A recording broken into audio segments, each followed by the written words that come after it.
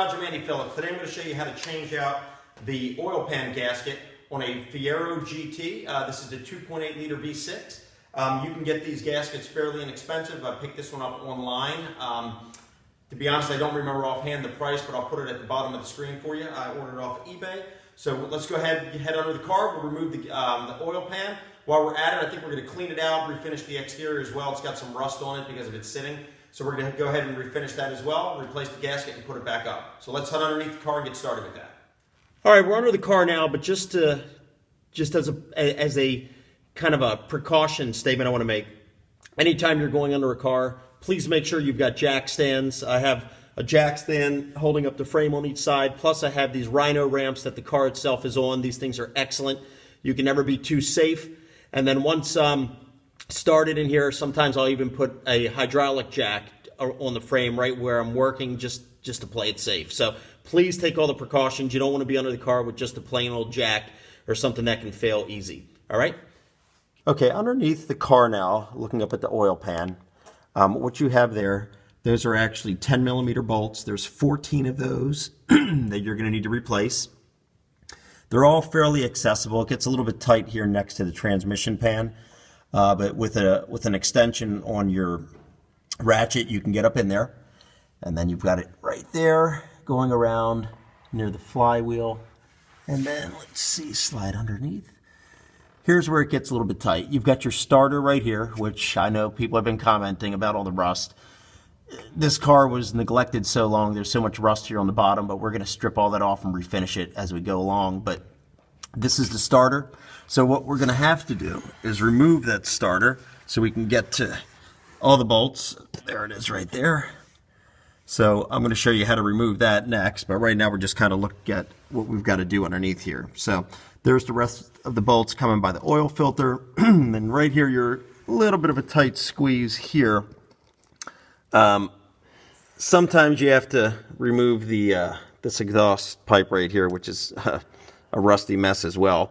But I'm going to try to not have to do that if we can. So let's go ahead and get the starter taken off, and that way we can start removing all the bolts off the pan. And as mentioned earlier, all this junk here, all this rust on this pan, I'm going to go ahead and, while we have it off, we're going to refinish this whole pan. So when it goes back up, it's going to look new, because you can see there's a lot of rust up in there as well on it. So that's all going to be stripped off and refinished. Here on the starter, you have two 15 millimeter bolts, one here. The other one's a little further up right there. But you also have to remember, you have to disconnect the two bolts there from the back of the solenoid. Now, before you get started with anything like this, please disconnect the ground on your battery, which you should do anytime you're working on a vehicle like this. Get rid of the power. So let's go ahead and take the two 15 millimeters off, and then we'll go ahead and remove the bolts there from the solenoid so we can get this starter out of here. Okay, some of these bolts can be pretty tight. This one here was a little seized on there, so you may need a breaker bar depending how long the starter's been sitting. All right, we have the two bolts loosened. You see there. So now we're going to remove the bolts there on the solenoid.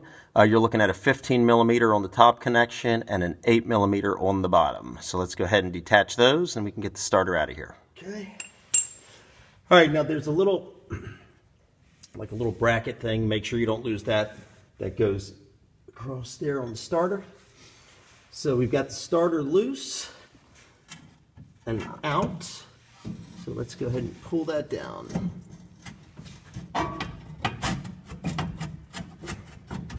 A little tight with the exhaust pipe. There we go. There's where the starter was. You can see we have clear access now to all of the bolts, and there's clearly visible evidence of that gasket leaking. As you can see, it's all wet. So let's go ahead and get the 10 millimeter socket on there, and we'll use an extension arm also on the ratchet so we can get up in there, and let's get this thing off. Okay.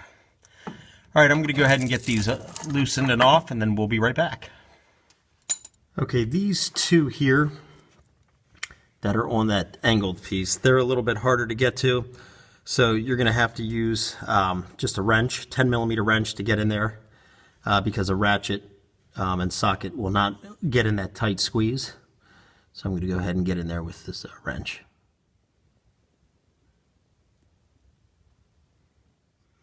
Okay, for the lower bolt, if you have a low profile ratchet, you can get that in there. So it's just really the top one where you have to use a wrench. I went ahead and removed all the bolts.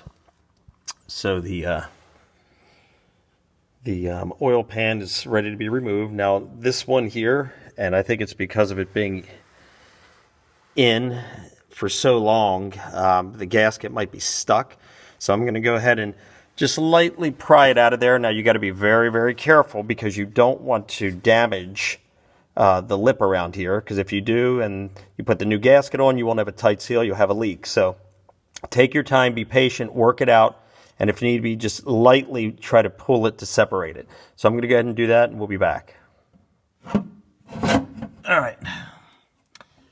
So we got the oil pan loose, so it'll come out. However, I was hoping I wouldn't have to get into this part, is you have a motor mount here, and you have the exhaust pipe that are in the way. I was trying to see if I could just work around that, but it doesn't look like I can, because you'll notice right there, it's hitting it. So I'm going to go ahead and remove the exhaust pipe, which we're going to replace that eventually anyway, because you can see it has a lot of surface rust on it. Get that motor mount off so we can raise the motor a little bit and get it out, and then I will be back. Before you even remove any of the motor mounts, always make sure that you have the engine supported.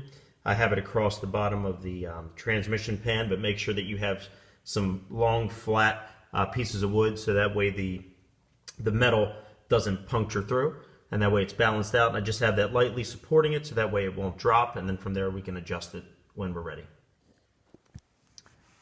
Went ahead and pulled the bolt out, slide that over, so now that's been removed. Now keep in mind, when you go to put it back, you'll see it's out of a line there with the holes. You're going to need to, once you get everything back on the oil pan, everything, you're going to have to then put the jack under the oil pan with a piece of plywood so you're not ripping through it, and then slowly raise it at that point, and that will then tilt the engine back and align it up so you can put the bolt through. Right now, because we're holding it up by the transmission pan, it's kind of leaning forward a little bit. Under the car now, here's the lower motor mount right here. These are two 15 millimeter nuts that have to be removed, so that way we can then raise that out of there to get the oil pan out. Obviously they look like crap right now with the rust, but as mentioned before, we're going to redo all of that at the appropriate time. Right now we're just focusing on getting that out. So let's go ahead and remove those. These are pretty tight, probably because of all the rust. I had to use a breaker bar to break the initial bond, and now taking it off the ratchet.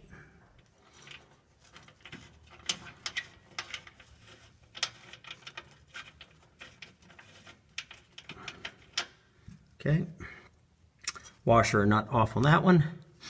This one here is also loose, and washer and nut off of that one. So now we can raise that out of there, get that motor mount out. Next, you're going to remove the passenger rear tire. So you can get right here, this is the other side of the motor mount, the lower motor mount. You have two 15 millimeter nuts right here that have to be removed. So we're going to go ahead now, remove those, and then we can lift everything out.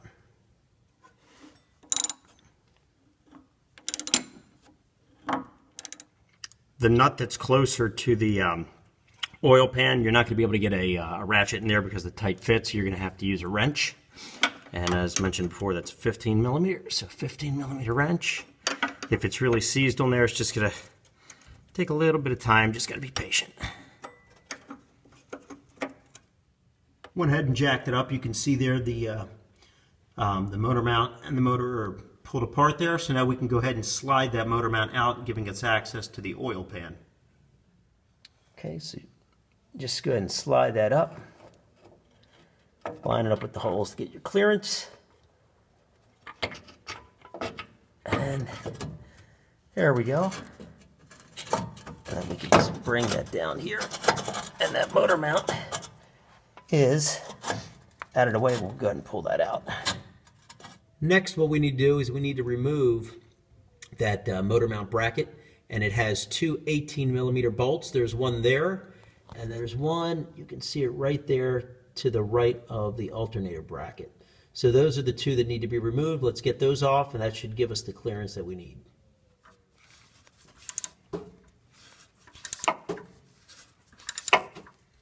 Here's the oil pan here. We went ahead and moved the, that's the motor mount bracket. We moved that out of the way. The pan has now dropped, but it's hitting the exhaust pipe. So we're gonna go ahead, remove the exhaust pipe, and that will give us the final clearance needed to drop that out so we can get down to business on that.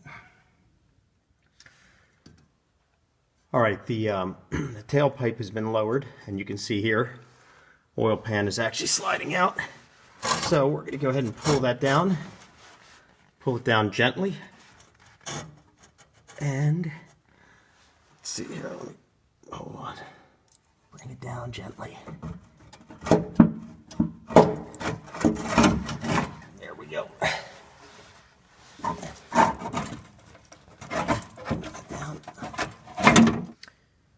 Here's the oil pan. You can see there's some sludge in there that we're going to clean out. Go ahead and just take a degreaser, clean this out. Part of the old gasket got ripped coming off, which is not a big deal because we're going to take that off anyway, replace that. So we're going to go ahead and clean this up real good, get all the sludge out, clean it out, degrease it. Then we're going to go ahead and strip the exterior of it, recoat it, and make it all nice and new again, put it back on the car. What I'm going to do now, I'm going to go ahead and empty the sludge out of there. Went ahead already and I stripped off the old gasket, and then after I go ahead and empty the sludge out, I'm going to go ahead and degrease it, get it all cleaned up, and then we're just going to go over here and just make sure there's no remnants of the gasket left behind before we put the new one on. So let's go ahead and get this out of here. Look at that. It's almost like tar.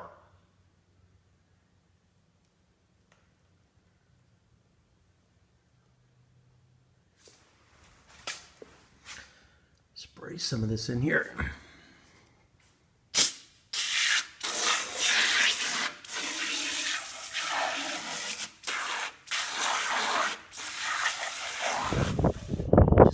Flushed everything out. We went ahead and degreased the inside of the oil pan, cleaned all the oil and sludge out of there. It's all nice and clean. Just letting it out to dry, and then we're going to go ahead and lightly sand down the exterior, recoat it with a rust reformer and just a black coat, and then we'll be ready to put it back up. I went ahead and I used like a steel wool. Went ahead and removed all the loose rust from here. Also went ahead and degreased the outside so it's nice and dry. You can see here all around.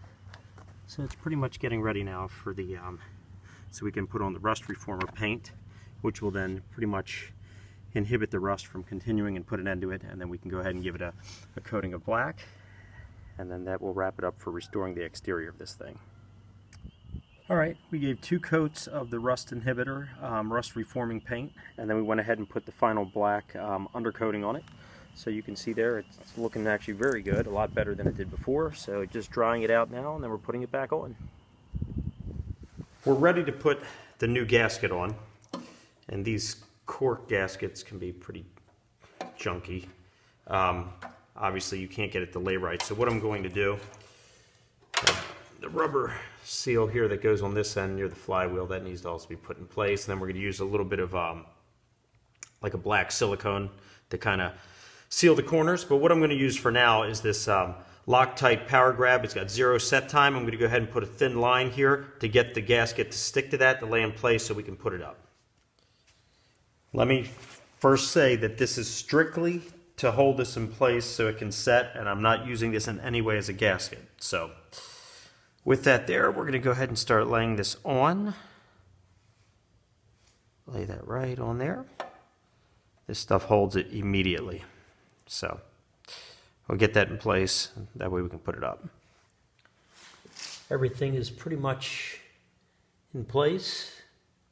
So we'll go ahead to put the black silicone, and we'll go ahead and put this up. Here's all the screws that came off of the oil pan. Just to keep in mind, you have two bigger screws that actually are right on the side of the oil pan where it meets the flywheel. They're the same size head, it's just that they're thicker. So if you look at the two together, you can see that they're thicker. So just keep those two separate because those will be on the flywheel side, and then the other ones go all around the rest of the oil pan. The oil pan has been put back in. I went ahead and tightened all the bolts. You can see the gasket nice and tight in there. Everything is in place. Okay. Come down here. You can see that. Looks a lot better than it did before. Everything is all tight. On the side here near the flywheel, rubber gasket's all locked in there. Everything is good. All the bolts are all tightened up in there. That's pretty much wrapping this project up. There you go there. There's the drain plug. Everything looks nice and clean and new. Everything is all secure. Well, this wraps up this episode of Andy's Garage. I hope this video helped you out. Please send any questions, any comments. As always, we appreciate your support. So please remember to like this video, subscribe to this channel, and we'll see you next time.